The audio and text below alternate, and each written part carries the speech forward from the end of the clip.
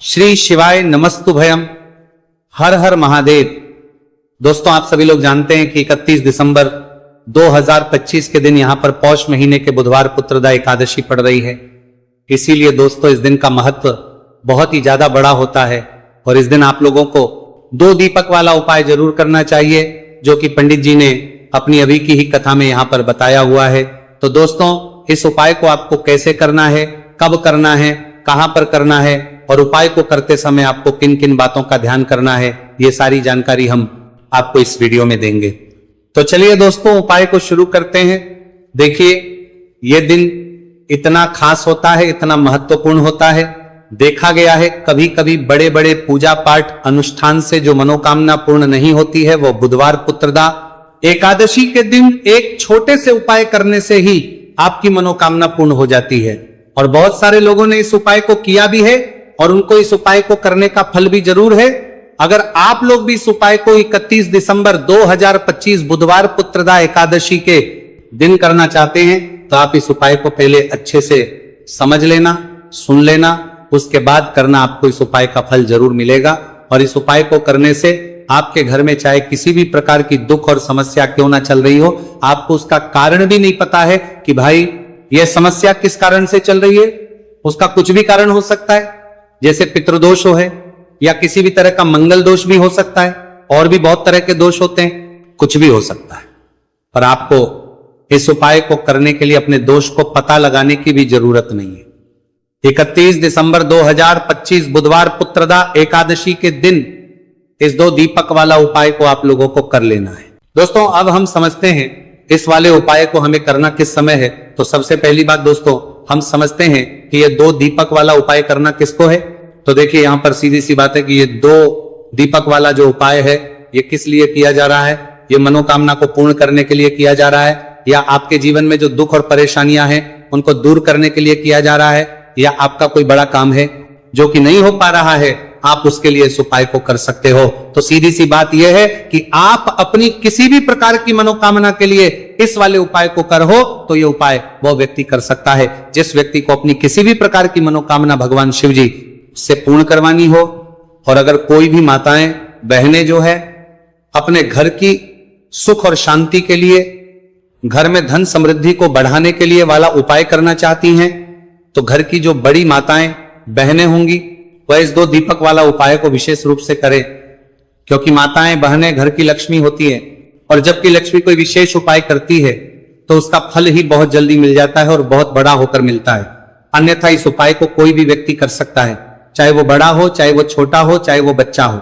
जिस व्यक्ति को यह 2 दीपक वाला उपाय समझ आ गया है, गया वह व्यक्ति इस 2 दीपक वाला उपाय 31 दिसंबर 2025 बुधवार के दिन जरूर करें, क्योंकि उसको इस उपाय को फल बहुत ही जल्दी मिल जाएगा, क्योंकि के दिन भगवान शिव जी बहुत आसानी से प्रसन्न हो जाते हैं।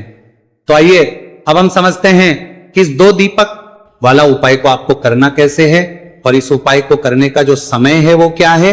तो देखिए, इस 31 दिसंबर 2025 बुधवार पुत्रदा एकादशी के दिन किए जाने वाले ये 2 दीपक वाला उपाय जो उपाय है, ये मुख्य रूप से सुबह के समय होगा। किस समय होगा? सुबह के समय होगा। आपको कोशिश यही करनी है कि सुबह के समय हम इस 2 दीपक वाला उपाय को कर लें। पर किसी कारणवश अगर आप सुबह इस उपाय को ना कर पाओ, आपको कहीं काम से जाना हो या किसी और काम की वजह से आप उपाय को ना कर पाओ, तो आपके पास फिर दूसरा मौका रहेगा, जो कि शाम के समय का रहेगा, प्रदोष काल का रहेगा। अब भाई, प्रदोष काल का समय भी एक बहुत ही लोगों के मन में प्रश्न बन जाता है कि भाई ये समय होता कब है, कितने बजे से लेकर कितने बजे ये समय होता है, ताकि हमें के लिए जो है करने का समय पता लग जाए। तो हम आपको बता दें, प्रदोष काल का जो एक समय होता है, शाम का समय, वो होता है शाम के 6 बजे से लेकर शाम के 7 बजे के बीच का। इस समय के बीच में आप उपाय को करेंगे तो आपको उस उपाय का जरूर फल मिलेगा। तो शाम के 6 बजे से लेकर शाम के 7 बजे के बीच में आप लोग इस 2 दीपक वाला उपाय को कर सकते हो। तो भैया, बहुत सारे लोग यहां पर यह प्रश्न भी जरूर करेंगे कि भाई हम तो पर जाते हैं, हम अपनी ड्यूटी पर जाते हैं और आने में हमें देर हो जाती है, तो उस जगह पर हमें क्या करना चाहिए। तो देखिए, उन लोगों को भी टेंशन लेने की जरूरत नहीं है।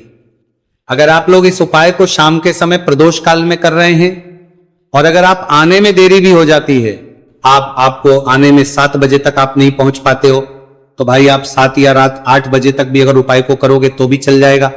और अगर इससे भी थोड़ा देर हो जाती तो भी आप उपाय को कर सकते, क्योंकि बुधवार पुत्रदा एकादशी का दिन है। ये दिन बहुत ही कम आता है पूरे साल भर में, इसलिए जब आपको मकान मिल जाए, जब आप इस उपाय को जरूर कर लेना। कोई भी उपाय हो आप कभी भी कर सकते हो। 31 दिसंबर 2025 बुधवार पुत्रदा एकादशी के दिन बस कोशिश करना कि समय के थोड़ा मतलब अंतर्गत ही कर लो, पर किसी कारणवश अगर ना कर पाओ तो फिर आप थोड़ा देरी से भी कर सकते हो, आपको उपाय का फल जरूर मिलेगा।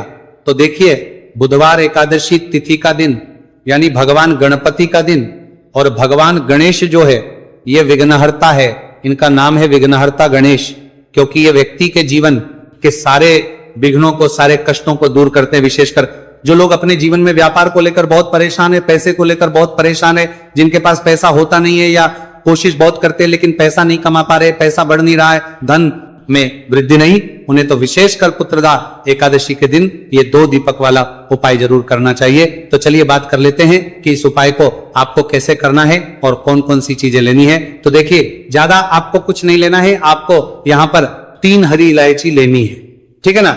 एक भी इलायची टूटी हुई ना हो, खंडित ना हो, इस चीज का आपको विशेष ध्यान रखना है।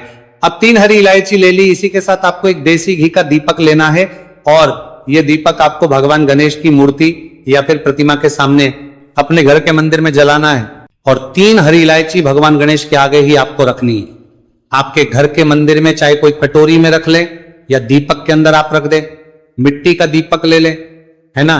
फिर जो घी का दीपक जलाया है उस दीपक को जलाकर थोड़ी देर आपको वहीं बैठना है, भगवान गणेश का ध्यान करना है, माता पार्वती का ध्यान करना है और महादेव का ध्यान जरूर करना है। और अगर आप ये मंत्र ओम श्री गणपतये नमः याद रख लेते हैं, आपको ये मंत्र पता है, तो आपको इस मंत्र का 11 बार करना है। मंत्र क्या रहेगा? ओम श्री गणपतये नमः। इस मंत्र का 11 बार जप कर लेना आप। अब एकादशी तिथि के समय, मतलब बुधवार एकादशी तिथि के दिन किसी भी समय ये उपाय आप कर सकते हैं। अगले दिन आपको क्या करना है?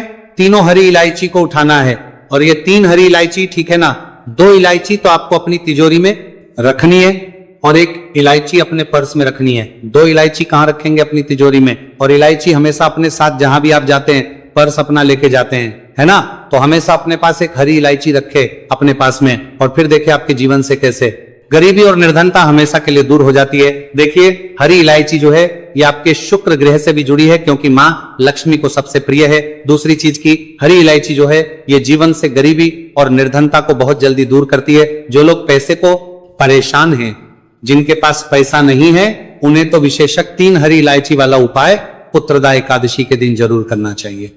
तो ये पहला उपाय है। अब बात कर लेते हैं दूसरे उपाय की, जिस उपाय को करने से ना केवल आपका धन बढ़ेगा, इतना बढ़ जाएगा कि धन को संभालना मुश्किल होगा।